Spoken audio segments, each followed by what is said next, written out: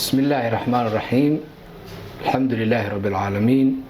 وبه نستعين على أمور الدنيا والدين. إلهي بمحله ما أنت أوعي بيشو تهي لبعتنك بيش استقالات لبدا كن يولبيا لبعتنك وعن شعالة هنا هلكن كجاه الله هاول كوسا بسن مستر بلانك مجالة بورما يكل مجالة بورما هروج فلي runtii master balaanka magaalada Boorama waxa uu si rasmi ah u bilaabay fulintiisu u dambeysay dhamaadkii sanadkii hore oo soo gabagaboobay bilowga sanadkan cusub ee 2022ka qorshahaasi wuxuu ahaa qorshe ay u baahan tahay magaalada Boorama. qorshahaasi wuxuu ahaa qorshe laga soo sameeyay magaalooyin kale oo ka horeeyay oo ku yaala Soomaaliland sida magaalada Gabiley, Laascaanood, Ceerigaabo iyo Wajaale. Boorama waxay ahayd magaaladii shanaad ee laga furiyo qorshe magaaleedka. runtii waxa kale oo iyaguna sanadkan qorshaha ku jira magaalooyinka Burco oo hawsha inteedii badneed ay dhamaatay assessmentkii fulinteediina maxaa ku raay bilaami doonto si ugu dhaqsaha badan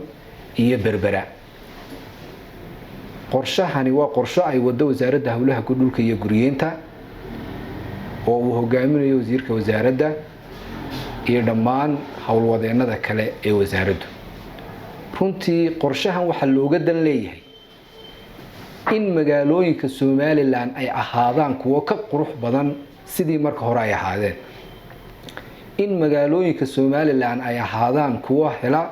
wadooyin waafiya oo ku filan oo ka duwan wadooyinkii marka hore ay lahaayeen. sidaa darteed magaalada Boorama waxay ka mid tahay magaalooyinka laga furiyay qorshe magaaleedka maxaa ku dhacday ay wado wasaaradda hawlaha dhulka iyo guriyeenta iyadoo la kaashanaysa dawladaha hoose ee degmooyinka ay ka fuleen iyo kuwa ay ka fuli doonaan. iyadoo oo runtii taasi aniga oo maxaa ku dhacday tixraacaya waxa shalay hadlay dad ka cabanayay maxaa ku dhacday master balaankaasi oo si negative maxaa ku wuxuu sheegay. horta kulay dadku waa dadka yagii haddii qorshe la fulinayo qorshahaasi mid togan iyo mid taban labadaba uu yeelan karaa, laakiin waxa laga eegayaa mustaqbalka ubadkeena iyo inaanay magaaladani sida hadda ay tahay aan lagu daawan karin inay ku fido. meelaha qaarkood meydka lagama saari karo wadooyinka ku yaala, gaarigu ma geli karo, wada dhan oo sikad oo gaarina aanu geli karin, meydna aan laga saari karin. inay Boorama inta ay maanta leeg tahay saddex laabkeed ku gaadho wax suurto galay ma ummadda dawlad baa ka mas'uula, dawladda u talinaysa wixii u wanaagsan ee mustaqbalka ubadkooga iyo magaaladooda u wanaagsan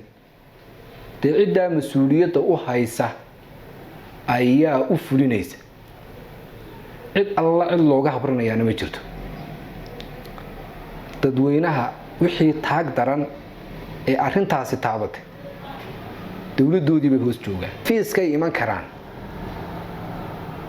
qoraal bay keeni karaan, laakiin inta la abaabulo in dad meel lagu ururiyo oo lagu yiraahdo maxaa ku dhacday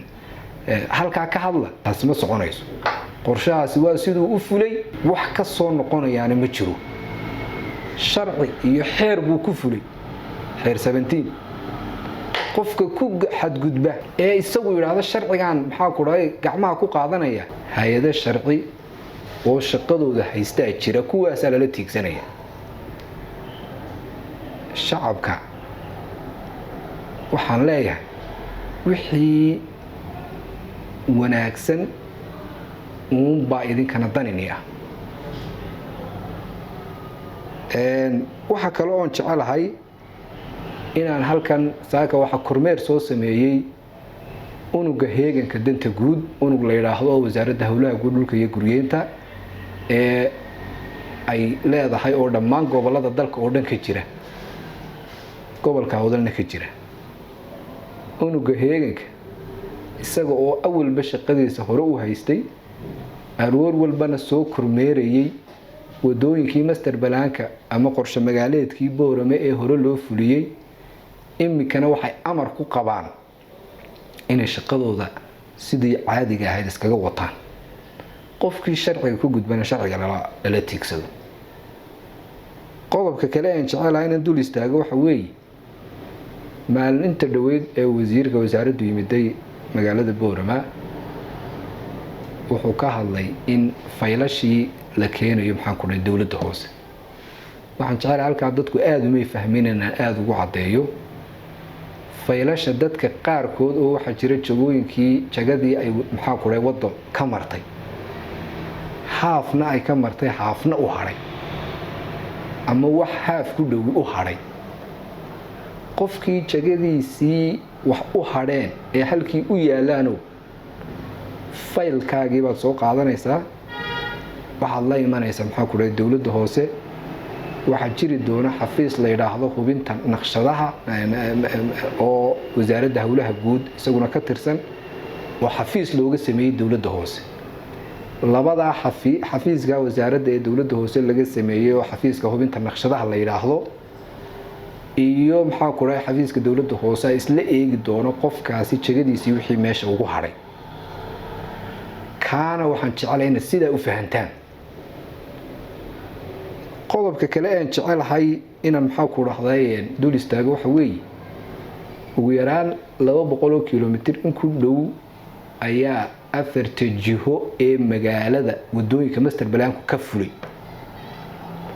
wadooyinkaasi ma aha kuwa ku joogsanaya wadada ring roadka ah ee waxa weeye magaalada hadda lagu wareejiyay magaaladu hadii ay waqooyi u sii fidana wadadaasi way soconaysaa hadii ay bari u sii fidana way soconaysaa hadii ay galbeed u fidana way soconaysaa haday koonfur u fidana way soconaysaa marka cabirka wadooyinka laga dhigayna waa kuwii ugu macquulsanaa ee magaalana magaalo ku noqonaysay mustaqbalka dadkana waxa weeye maxaa ku u wanaagsanay waxa kale oo iyaduna halka ku jirta bolog kasta oo 400 mitir ee square-aba inuu yeelan doono maxaa ku dhaxday wixii surface-kii muhiimka u ah sida iskuulkii masaajidkii madrasadii iyo station police-kii waa magaalo qorshaysan dhulka hawsha laga qabtayna waxa weeye waa dhulka magaaladu imika ay ku fidayso ee aanay waxa weeye magaaladii hore qorshaheegii hore loo daayo de waa dhul wada dhismay oo guriga ka wada dhisan yihiin dhulka imika aanay guriyuhu ka dhismin ee magaaladu ku fidayso qorshaha loo sameeyay sidiisaas u fulay una soconaya mas'uuliyiinta hawl fara badan baa haysata waxaan rajeynayaa in la dareentaan